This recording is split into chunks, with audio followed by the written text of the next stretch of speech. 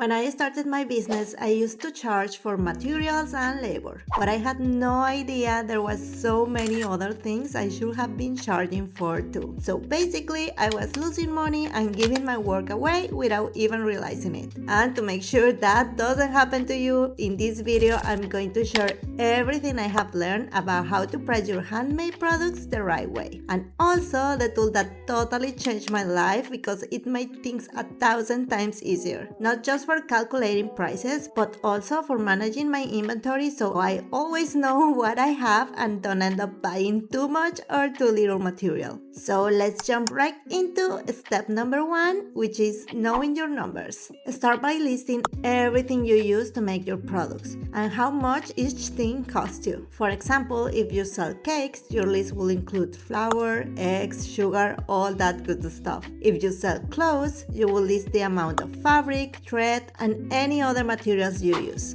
In this list, you should also include everything you use to deliver your product to your customer: packaging, thank you cards, shipping boxes, or bags. And this part is super important because this is something I used to forget all the time, which is if you buy your materials online, don't forget to include the shipping cost when you calculate the price per unit. For example, if you bought 10 bags for 100 and shipping was another 100, then the real cost of each bag is not 10, it's 20 once you include shipping.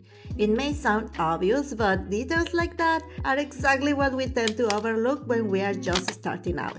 And this is where the price calculator has helped me so much, because it does almost all the math automatically. So let me show you how it works. When you open it, the first thing you will see is a gallery of all your products. Then a section for your inventory so you know exactly how much of each material you have. And finally, a section for your fixed costs. And don't worry if you don't know what that means yet, because I will explain it later. And to start using it, the first thing I did was add all my materials into the inventory. Just click where it says new, type the name of the material you want to list, for example, white spandex fabric, and in the next column, write how much of it you got. Then, select the unit you use to measure it. For example, here is 10 yards. And in the last column, put how much it cost you. If you bought it online, make sure the total already includes shipping, import fees, and all that stuff.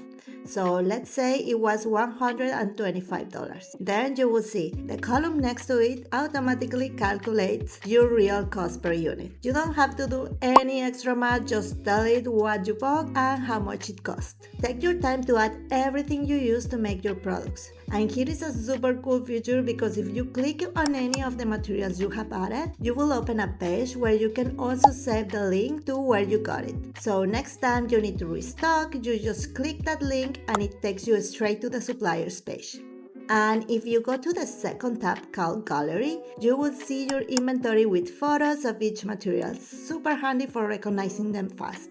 To add pictures, you just open any materials page and drag and drop or copy and paste a photo in the contents page. That way you will have a nice visual gallery of all your materials. Plus, you can also see the number showing you how much you have left. And this one updates automatically every time you record any change in your inventory. I'm sure you already have materials you bought a while ago and have been using, so here is what I do. In my inventory, I first list everything exactly as I got it, the full amount and what it originally cost me. If I got it online, I check my old orders to remember the price, and if I can't find it, I just estimate what it probably cost. Then I count how much I have left of each material. And to keep my inventory up to date with what I have already used, I go to the page called Past Products. This is where I record all the materials that have already been used. In this page, I don't use the first column, so I leave it empty, and then I go straight to the second column to pick the material I want to register as used. For example, if I originally purchased a package of 1,000 red rhinestones and now I only have 700 left, I record the 300 I used in this page. That way, my inventory always shows the real numbers, which is super helpful when it's time to restock, so I don't end up buying too much or too little. Now let's talk about fixed costs. Fixed costs are basically all the expenses you have to pay for your business, no matter if you are making 1 or 20,000 pieces per month. So here you will add all the tools and machines you use to create your products. For example, I will list my sewing machine. Then in the next column, I will write down how much it cost me, and right next to it, I estimate how long I think it will last or how often I would like to replace it. Let's say I would like to upgrade my sewing machine every 10 years, so that's 120 months. Finally, in the last column, I add an average of how many products I make per month using that machine. So let's say it's 50. And with that info, the calculator automatically tells you how much you should add to each product to recover the cost of that machine. Now, besides the equipment, your fixed costs also include things like your internet plan, electricity, software subscription or apps, and your workspace rent if you have one. A question I have been asked before is, what if I sell different types of products and not all of them use the same tools or services? So that's why there is a column called product category. For example, let's say I make bikinis and I also make candles. So I have a sewing machine for the bikinis and a melting pot or something else for the candles. After listing all your fixed costs, you will use that column to assign which type of product each expenses belongs to. Some things like the electricity apply to all your products, so you can select both categories here, and others like the sewing machine will only apply to the bikini category. Once you have filled your inventory with materials and listed all your fixed costs, it's time to add the products you are going to sell. So we can finally figure out how much you really need to charge and stop underselling your work. To start, click on this little box that says New and open the page in full screen with the arrows in the corner so you can see everything better. Then write your product's name. Let's say I'm selling a crop top. Right below that, you will see the three main sections you need to price your products correctly, starting with the materials. And here is where you will list the materials you use for this specific product, for example, fabric. Then the next column shows your entire inventory, so you will select which fabric you are using. In this case, I will choose the white fabric I added earlier, and to find it faster, I just type part of the name and it pops up, then I select it. Next, in this column, I write how much of that material I use for this crop top, for example, half a yard. Then the calculator automatically gives you the total material cost for this product. Repeat that for every material you used, and at the bottom you will see the total materials cost. And here's another nice feature. To keep your inventory up to date, every time you make a product, in the last column you can record how many pieces of that product you are making. For example, if it's a one-of-a-kind piece, I will write 1. Then just click outside the box so you will see a little blue line and this little circle, and drag it down to apply the same number to the entire list of materials. Now, when you go back to the main page with your overall inventory, you will see that the column automatically updates, showing you what was used and how much you have left. That way, the only thing you need to do is whenever you make new pieces, just update that number and your inventory will always stay accurate and real. Now let's talk labor cost. This is the section of your product page where you will list all the activities you need to do to create and promote your products. For example, this is where I record sewing, adding rhinestones, and anything else like taking photos, posting the product page online, or going to the shipping office to send it. In the next column, you will enter the hourly rate, either what you want to pay yourself or if you are hiring someone, their hourly rate. Then enter the minutes it takes to complete each task. The calculator will do its magic and tell you exactly how much your labor is costing per product. You can use whichever method you like to track your time, but if you click on any task in the list, you will see a Pomodoro tracker and timer, which is a super popular method for boosting productivity. To use it, just write the task you are going to do and estimate how many 25-minute segments it will take, just to set a goal. Then hit play on the timer and get to work. Every time you complete a 25-minute session, check a box, and this database keeps track of the total time you spent on each activity. For example, if it actually took 3 sessions instead of the 2 you estimated, that's 75 minutes, so write that down on the product page and the calculator will automatically update your labor cost. Do this for each task and by the end of the column you will have your total labor cost. Below the labor cost section, you will see the fixed cost section. We already filled this out earlier, so now all you have to do is to filter it based on the product you are pricing if you have a business with very different products. And to do this, just click the filter icon, select product category, and check the type of product you are calculating the price for. For example, if it's a bikini, it will only show the fixed cost used when making bikinis. Now that we have all our costs, here comes the fun part, which is calculating the selling price.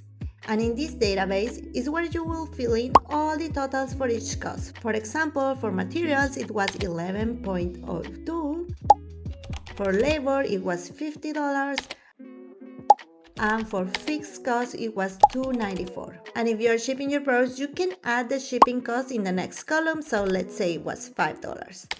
Now comes the part many struggles with, which is deciding how much profit you want per product. This really depends on you, the type of product you are making, and the market you are selling it to.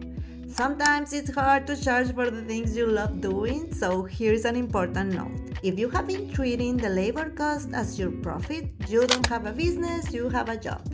And there is nothing wrong with that, but if your vision is to grow and eventually hire one or more people, you need to separate labor and profit right now. So let's say I want to keep $15 after covering all my costs. And once you add your desired profit, you have what is known as wholesale price. And this could be the price you sell to everyone. But if you want to run promotions later without losing profit and have a wholesale price for distributors and a retail price for direct sales, I recommend adding something called retail markup. Think of this as Profit 2.0, and once again, you can choose the amount that makes sense for your product, or another way to find this number is to ask yourself how much of a discount you would like to offer customers on special occasions. For example, let's add another $15. Now, below you can see the final wholesale price as well as the retail price. And if you plan to offer discounts later, you can add the percentage in this column and the table will automatically show you the discounted price. And here is something super important. You want to think of your wholesale price as the lowest price you will sell your product for. So you are covering all your costs and making profit.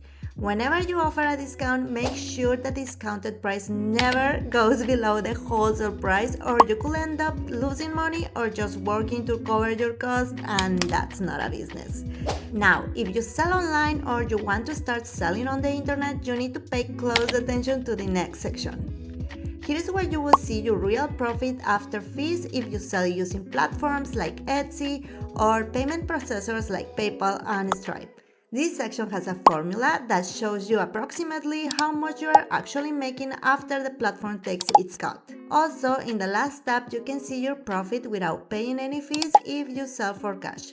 When you set a profit amount and also include a retail markup, your real profit after fees usually stays positive because you are giving yourself a little cushion for those extra costs that are often overlooked. But if you decide to sell only at wholesale prices, you have to be very careful with the fees. In the table below, you will see how those tiny sneaky charges can affect your earnings. For example, instead of getting the $15 you planned, you might only get $6.57 if you sell on Etsy. And if that happens and you don't like it, you just need to go back and increase your profit amount. Now let's talk more about the shipping costs. And like I mentioned earlier, the shipping cost column is where you can put what you pay the courier or postal service for shipping. And if you move to the right, you will find another column called shipping price.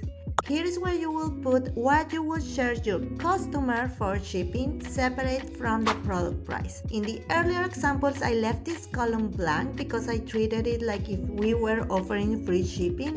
But the reality is that there is no such a thing as free shipping. Nobody starts a business to give away money, we started to make money. Free shipping is just a marketing trick to encourage people to buy. Even if you are not charging extra for shipping, that cost is already built into your product price when you fill in the shipping cost column. Now, why would you want to hide your shipping costs like that? Well, I'm not sure if this is 100% true, but allegedly, I have heard that platforms like Etsy give more visibility to listings that offer free shipping. But that's just one way to do it. If you don't want to inflate your product price and prefer to be transparent and charge shipping separately, which is what I do, just put the shipping cost in the shipping price column and leave the other column with the shipping cost at 0. This way you have your product price and shipping costs completely separate. Now let's go with step number 3, which is goal setting. Here you will see a list of all the different sales channels, including cash sales. In the next column, you can set your annual goal, basically how much you would like to earn from this product in 1 year. For this example, I'm using the same number for all the different platforms so you can see the difference. Then, in the next column, enter your real profit after fees. You will find that number in the table above under real profit after fees for each payment processor. For example, Etsy it was $20.15, PayPal $26, Stripe $26.83, and for cash sales it was $30. The calculator will then show you how many sales you will need in a year to reach your goal. And if you switch to the other tabs, it will automatically show you how many sales per month or per day you need to hit the same goal. And this can make your goal feel way more achievable, and it's kind of fun to set your sales target this way. Finally, you can add a photo of your product to the page banner by clicking Add Cover, so you can quickly identify it. And in the price per unit field, you just write down the final price you decide for your product. And here is another tip. You can use the price charming technique, which consists on rounding your final price so it ends in a 9 or a 7. For example, here the total came to $98.96 and I will round it to 99.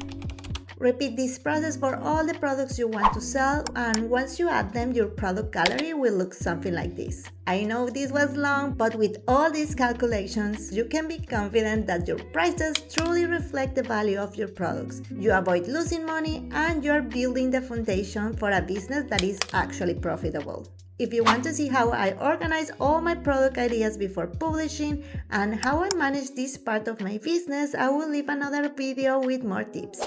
So hit subscribe and please share this with anyone you think might find it helpful. Thank you so much for being here, and I will see you in the next video. Bye bye!